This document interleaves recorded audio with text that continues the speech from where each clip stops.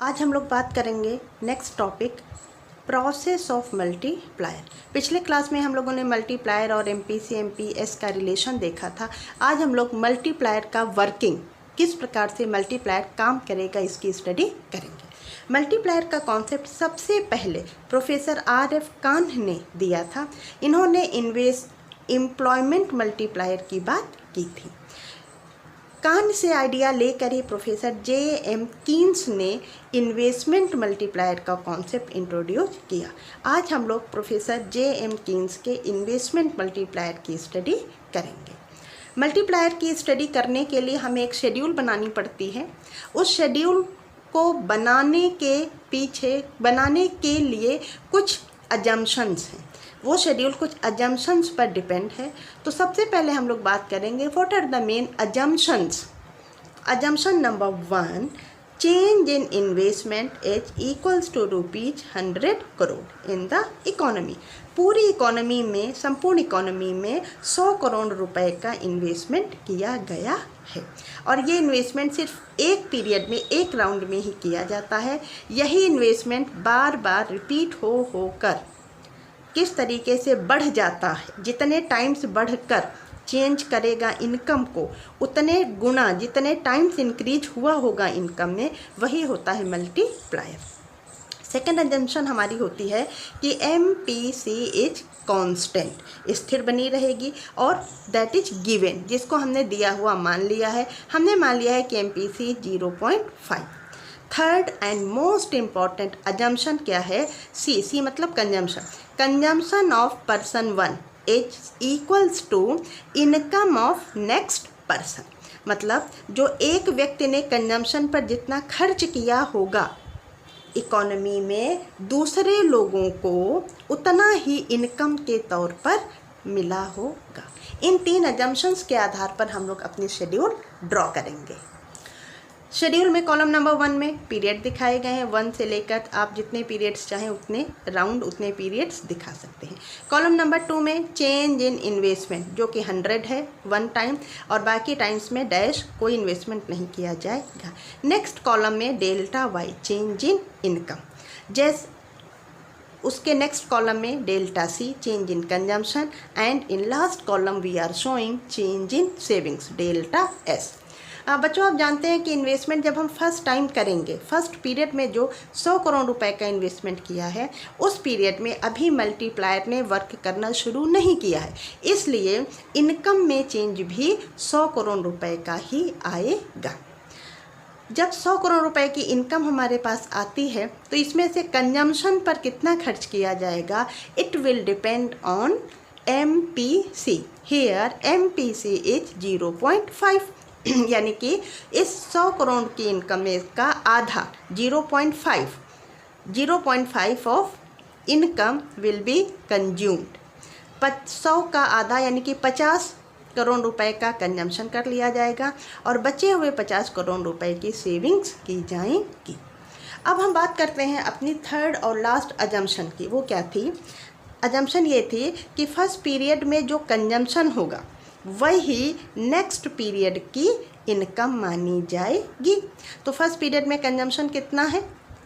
50 crore rupees का। तो next time में इनकम कितना हो जाएगा? 50 करोड़ रुपीज़। अब अगेन इस 50 करोड़ रुपए का आधा डेल्टा की सी कंजम्पशन पर खर्च कर दिया जाएगा, और रिमेनिंग आधा सेविंग्स के रूप में चला जाएगा। अब नेक्स्ट पीरियड की स्टडी करते हैं। इनकम कंजम्पशन कितना है? Delta C 25। Again next period में जो हमारा नेक्स्ट पीरियड होगा उसमें इनकम कितनी हो जाएगी? 25।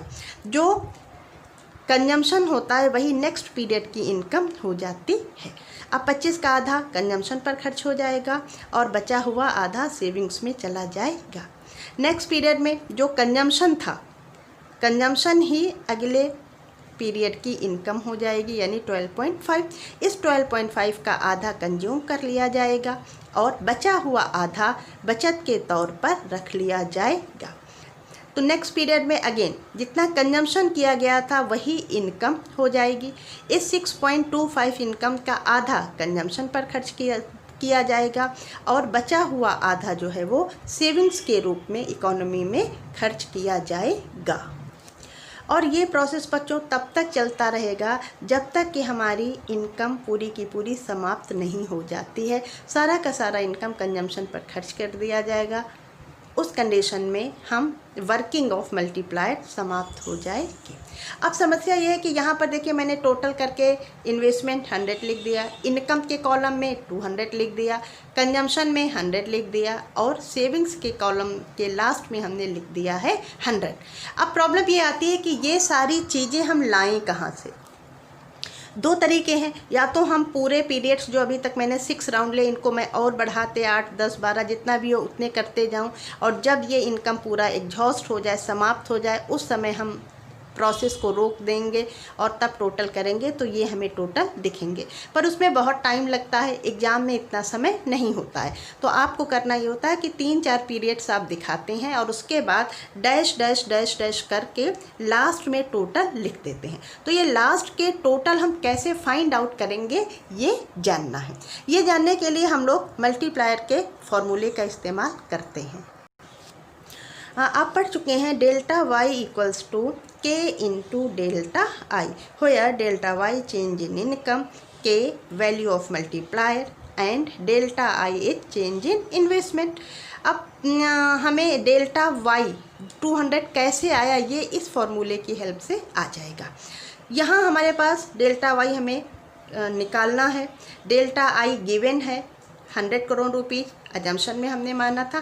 के का वैल्यू फाइंड करना है तो के निकालने के लिए मल्टीप्लायर का फॉर्मूला होता है K equals to 1/1 minus MPC। MPC is given that is 0.5। तो के का वैल्यू क्या हो जाएगा 1/1 माइनस 0.5, के इक्वल्स टू 2। अब के की वैल्यू मिल गई, डेल्टा आई भी है हमारे पास, के कितना है 2, डेल्टा आई कितना है 100, तो 2 into 100 equals to 200। Change in income कितना हुआ 200, इस कॉलम के टोटल में आप लिख देंगे। अब चेंज इन कंजम्पशन कैसे पता चले, इसके लिए डेल्टा सी निकालते हैं। Delta C equals to B into delta Y, where B is MPC और MPC आपको गिवन है वो कितनी है 0.5। तो डेल्टा सी कितना हो जाएगा 0.5 इंटू 200 इक्वल्स टू 100। तो ये 100 यहाँ लिख दिया गया। सेविंग्स और कंजम्पशन और सेविंग्स इस शेड्यूल में हमारे बराबर थे। तो जब कंजम्पशन 100 का हुआ है तो सेविंग्स, चेंज इन सेविंग्स भी 100 करोड़ रुपीज़ का ही होगा। तो इस तरीके से आपने देखा कि इनिशियल स्टेज पर जो 100 करोड़ रुपए का इन्वेस्टमेंट किया गया था वो बढ़कर 200 करोड़ रुपए हो गया। यानी कि जो हमारा इनकम है, चेंज इन इनकम है, वो कितनी है, डबल हो गई है। इनकम हमारी दुगनी हो गई है। इसी को हम कहते हैं working of multiplier. Working of multiplier को हम फिगर की हेल्प से एक्सप्लेन करेंगे। जो मल्टीप्लायर हमारा होता है वो 2 डायरेक्शन में काम करता है। कभी वह फॉरवर्ड डायरेक्शन में काम करता है तो कभी बैकवर्ड डायरेक्शन में काम करता है। देखिए, चेंज इन इन्वेस्टमेंट होने पर चेंज इन इनकम होगा, यानी कि अगर इन्वेस्टमेंट बढ़ेगा तो इनकम भी बढ़ेगी, ये कहलाता है फॉरवर्ड मूवमेंट। और अगर इन्वेस्टमेंट घटने से चेंज इन इनकम भी हो जा रहा है, इनकम घट जा रही है, तो उसको हम कहते हैं बैकवर्ड एक्शन ऑफ मल्टीप्लायर। और आप जानते हैं कि हम इन्वेस्टमेंट में जितना चेंज करते हैं वो चाहे इंक्रीज हो चाहे डिक्रीज हो, उसकी तुलना में इनकम में कहीं ज़्यादा टाइम्स, कई गुना ज़्यादा इंक्रीज या डिक्रीज होते हैं। फिगर बनाते हैं। चित्र में बच्चों आपको OX एक्सिस पर हमने इनकम को शो किया है, OY एक्सिस पर aggregate demand and aggregate supply दोनों शो किए गए हैं। OS एग्रीगेट सप्लाई कर्व है जो कि पॉइंट ऑफ ओरिजिन से शुरू होकर अपवर्ड स्लोपिंग होती है। GAD ये एडी कर्व है, एग्रीगेट डिमांड कर्व है, जो कि वाई एक्सेस से शुरू होकर अपवर्ड स्लोपिंग कर्व के रूप में बनी हुई है। और आप जानते हैं कि इक्विलिब्रियम उस पॉइंट पर होता है जहां पर aggregate demand is equals to aggregate supply, that means at point E पर एग्रीगेट डिमांड एग्रीगेट सप्लाई एक दूसरे के बराबर हैं, और यहीं से एक हमने नीचे परपेंडिकुलर बनाया जो कि वाई पॉइंट को पर एक्स एक्सिस को टच करता है, यानी कि equilibrium level of income is OY। This is the initial stage. अब हम क्या करते हैं, इन्वेस्टमेंट में चेंज लाते हैं, और आप जानते हैं कि AD का एक इम्पॉर्टेंट कंपोनेंट होता है इन्वेस्टमेंट में हमने चेंज किया, तो अब क्या होगा कि हमारी एग्रीगेट डिमांड कर्व जो कि पहले AD equal to C plus I थी, अब हम इसको क्या बना देंगे, AD equals to C plus I plus delta I। तो डेल्टा I के बराबर हम इन्वेस्टमेंट में चेंज लाते हैं। Now our aggregate demand curve is starting from point G1, यहाँ से शुरू होगी और अपवर्ड स्लोपिंग लाइन के रूप में देखने को मिलेगी। ये नई एग्रीगेट डिमांड कर्व की लाइन जिसको हम कि AD1 कहेंगे, ये AD1 जो कि न्यू एग्रीगेट डिमांड की कर्व है, ये एग्रीगेट सप्लाई कर्व को पॉइंट E1 पर इंटरसेक्ट करती है, और पॉइंट E1 के corresponding level of income is OY1। तो ये आप देखें, पहले इकोनॉमी में लेवल ऑफ इनकम कितना था, OY, और अब लेवल ऑफ इनकम बढ़कर कितना हो गया है, OY1। आप देख सकते हैं कि हमने इन्वेस्टमेंट में कितना चेंज किया था, G1 के बराबर, यानी कि यहाँ से यहाँ डेल्टा I इन्वेस्टमेंट का हमने इन्वेस्टमेंट में जो चेंज किया वो आप देख सकते हैं कि कम है। तो इन्वेस्टमेंट में कम इंक्रीज करने से ही इनकम में ज़्यादा इंक्रीज हो गया है।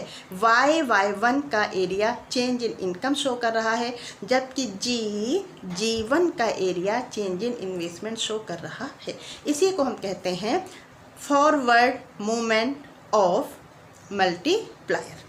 अब हम देखते हैं कि अगर ये हमारी इनिशियल एग्रीगेट डिमांड कर्व थी, अगर अब हम इन्वेस्टमेंट में कमी कर देते हैं, तब हमारी नई एग्रीगेट डिमांड कर्व G2 से शुरू होकर अपवर्ड स्लोपिंग लाइन के रूप में देखने को मिलेगी, और इसको हम रिप्रेजेंट करते हैं AD2 से, AD2। तो AD2 equals to C plus I minus delta I। Minus क्यों यहाँ, क्योंकि हमने इन्वेस्टमेंट में कुछ कमी कर दी है। अब हम देखते हैं कि नया इक्विलिब्रियम कहाँ होगा, पॉइंट E2 पर होगा। E2 is the new equilibrium point, और E2 के corresponding level of income is Y2, OY2, जो कि initial equilibrium level of income की तुलना में कम है। तो इसको हम कहते हैं बैकवर्ड एक्शन ऑफ मल्टीप्लायर। आप देख सकते हैं कि जो चेंज इन इन्वेस्टमेंट है वो चाहे इंक्रीज हो चाहे डिक्रीज हो वो कम है, जबकि चेंज इन इनकम जो है वो चाहे इंक्रीज का हो चाहे डिक्रीज का हो वो ज़्यादा है। क्यों, क्योंकि मल्टीप्लायर वर्क कर रहा है। तो इस तरीके से आपने देखा इकोनॉमी E से E1 पर जाएगी तो फॉरवर्ड एक्शन ऑफ मल्टीप्लायर, और अगर इकोनॉमी E से E2 पर आएगी तो वो कहलाता है बैकवर्ड एक्शन ऑफ मल्टीप्लायर। देखिए बच्चों, चेंज इन इन्वेस्टमेंट में जो इंक्रीज हुआ है वो कम है किसकी तुलना में, इंक्रीज इन इनकम। या आप अपने फिगर में देखें जो G1 जो कि इन्वेस्टमेंट को शो कर रहा है, G1 is less than Y1।